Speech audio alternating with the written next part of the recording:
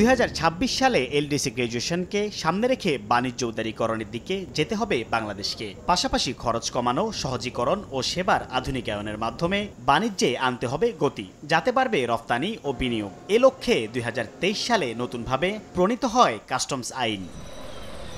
তবে ব্যবসায়ীদের দাবি, পণ্য আমদানিতে হয়রানি রয়েছে আগের মতোই। বলেন এনবিআরের নীতি প্রণেতারা, পরিবর্তন হলেও মাঠ পর্যায়ে নেই কোনো পরিবর্তন।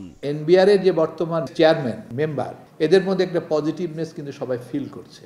বাট ডাউন দ্য লাইন সে আগের অবস্থানেই আছে। সে ঘুষ কি বন্ধ হয়েছে? নো, বন্ধ হয় নাই।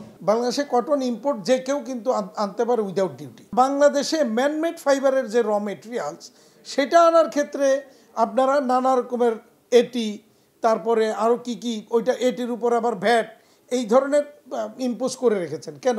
আইনজীবীরা বলছেন, কাস্টমস আইন হলেও বিধিমালাগুলো সময় উপযোগী না হওয়ায় পণ্যের মান ও আকার ভেদে শুল্ক নির্ধারণ নিয়ে জটিলতা কাটেনি। একটা মাইক্রোফোন কিন্তু অনেকভাবে কিন্তু আপনি এটাকে ইন্টারপ্রিট করা যায়।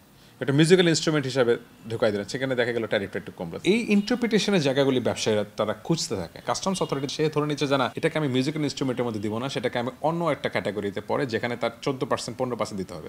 ব্যবসায়ী যাবে জানা আপনি 8%-এর মধ্যে নিয়ে আসেন, সেখানে করাপশন একটা ইস্যু চলে আসে।